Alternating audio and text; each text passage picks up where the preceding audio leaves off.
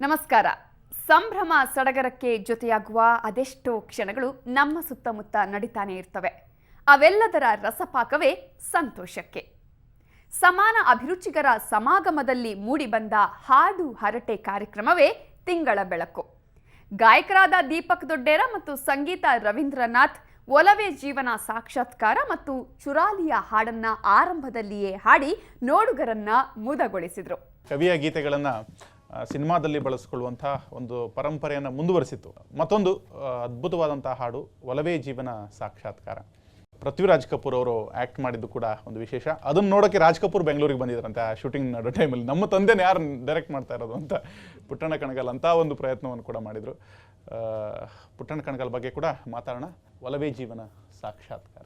ಒಲವೇ ಜೀವನ ಸಾಕ್ಷಾತ್ಕಾರ, ಒಲವೇ ಮರೆಯದ ಮಮಕಾರ, ಒಲವೇ ಮರೆಯದ ಮಮಕಾರ.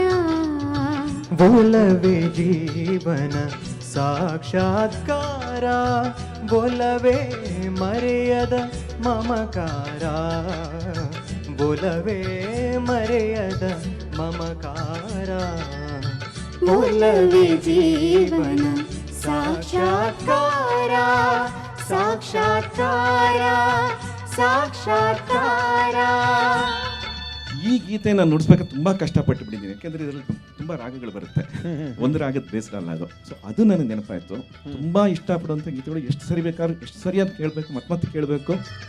ಧುಮ್ಮಿಕ್ಕಿ ಹರಿಯುವ ಜಲಧಾರೆಯಲ್ಲೂ, ದುಂಬಿಯ ಹಾಡಿನ ಛೇಂಕಾರದಲ್ಲೂ, ಧುಮ್ಮಿಕ್ಕಿ ಹರಿಯುವ ಜಲಧಾರೆಯಲ್ಲೂ, ದುಂಬಿಯ ಹಾಡಿನ ಝೇಂಕಾರದಲ್ಲೂ, ಘಮ್ಮನೆ ಹೊಮ್ಮಿರುವ ಹೊಸ ಹೂವಿನಲ್ಲೂ, ಘಮ್ಮನೆ ಹೊಮ್ಮಿರುವ ಹೊಸ ಹೂವಿನಲ್ಲೂ, ತುಂಬಿದೆ ಒಲವಿನ ಸಾಕ್ಷಾತ್ಕಾರ. ಒಲವೇ ಜೀವನ ಸಾಕ್ಷಾತ್ಕಾರ, ಸಾಕ್ಷಾತ್ಕಾರ, ಸಾಕ್ಷಾತ್ಕಾರ. ಚುರಾಲಿಯ ಹೇ ಈ ಹಾಡನ್ನು ಫಸ್ಟ್ ಕೇಳೋಣ. ಆ ಹಾಡಿನ ಬಗ್ಗೆ ಮಾತು ನಂತರ ಆಡೋಣ.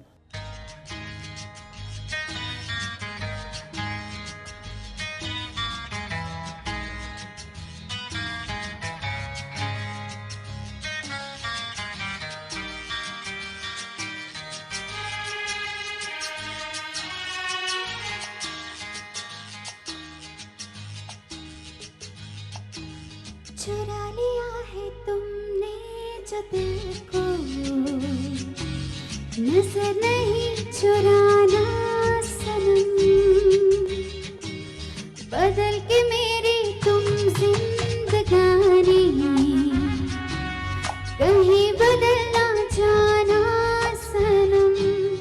ओ ले लिया दिल, ओ हाय मेरा दिल, हाय दिल कर मुझको ना बहलाना.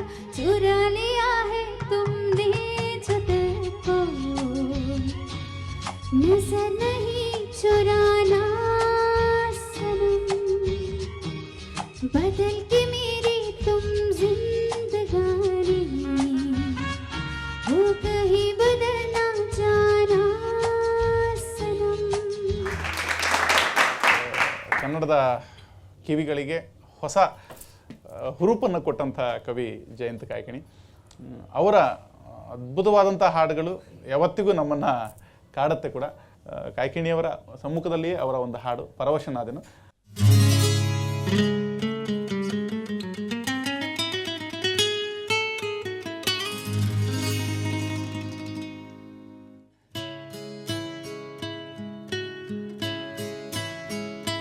ಪರವಶನಾದೆನು ಅರಿಯುವ ಮುನ್ನವೇ, ಪರಿಚಿತನಾಗಲಿ ಹೇಗೆ ಪ್ರಣಯಕ್ಕೂ ಮುನ್ನವೇ, ಇದಕ್ಕಿಂತ ಬೇಗ ಇನ್ನು ಸಿಗಬಾರದಿತ್ತೆ ನೀನು, ಇನ್ನಾದರೂ ಕೂಡಿಟ್ಟುಕೋ ನೀ ನನ್ನನ್ನು ಕಳೆಯುವ ಮುನ್ನವೇ. ಪರವಶನಾದೆನು ಅರಿಯುವ ಮುನ್ನವೇ, ಪರಿಚಿತನಾಗಲಿ ಹೇಗೆ ಪ್ರಣಯಕ್ಕೂ ಮುನ್ನವೇ.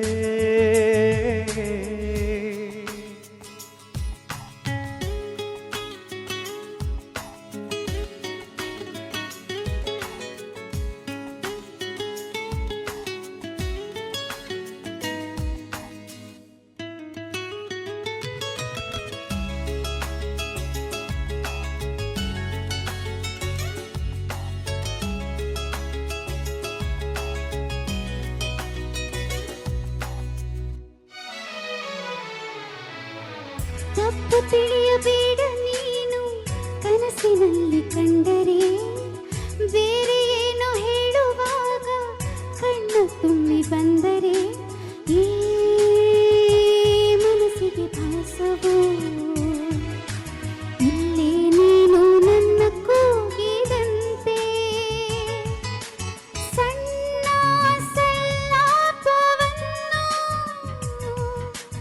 ಒಂಟಿಯಾಗಿ ನಡೆಸುತ್ತ ನಿಂತೆ, ಮನಸ್ಸಲ್ಲೇ ಅಂದ ಮಾತು ತಡವಾಗಿ ಕೇಳಿದ್ದೇನು, ಗೊತ್ತಿಲ್ಲದೆ ನಾಗೀಚಲೆ ಹೆಸರೊಂದನು ಅಳಿಸುವ ಮುನ್ನವೇ ತನ್ಮಯಳಾದೆನು, ತಿಳಿಯುವ ಮುನ್ನವೇ ಕಣ್ಮರೆಯಾಗಲಿ ಹೇಳೋ ಮರೆಯುವ ಮುನ್ನವೇ.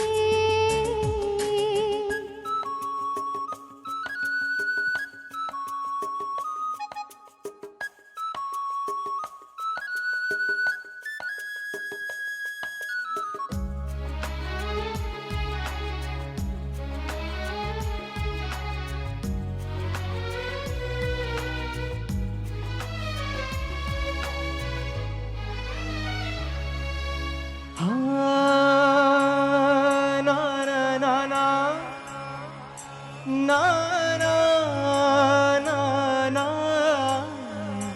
ಕನಸಲಿ ತುಂಬ ಕೆಟ್ಟಿರುವೆನು ನಿನ್ನನ್ನು ಕೇಳದೆ, ರೆಕ್ಕೆಯ ನೀನೆ ಕಟ್ಟಿರಲು ಈ ಹೃದಯವು ಹಾರಿದೆ. ನನ್ನ ಕೌತುಕ ಒಂದೊಂದೇ ಹೇಳಬೇಕು, ಆಲಿಸುವಾಗ ನೋಡು ನನ್ನನ್ನೇ ಸಾಕು. ಸಹವಾಸ ದೋಷದಿಂದ ಸರಿ ಹೋಗಬಹುದೇ ನಾನು, ನನಗಾಗಿಯೇ ಕಾದಿಟ್ಟುಕೋ ಹಠವೊಂದನು ಕೆಣಕುವ ಮುನ್ನವೇ.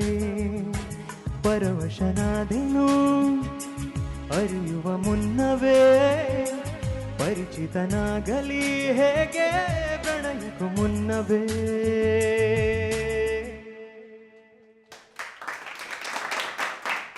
ಈ ಹಾಡಿನ ಹುಟ್ಟಿನ ಬಗ್ಗೆ ಆಮೇಲೆ ಒಂದು ಗುಟ್ಟು ಹೇಳಬೇಕು ನಾನು, ಏನು ಅಂದ್ರೆ ಈ ಚಿತ್ರ ರಿಲೀಸ್ ಆಗೋ ತನಕನೂ ಯೋಗರಾಜ್ ಭಟ್ರಿಗೆ ಈ ಹಾಡಿನಲ್ಲಿ ನಂಬಿಕೆ ಇರಲಿಲ್ಲ.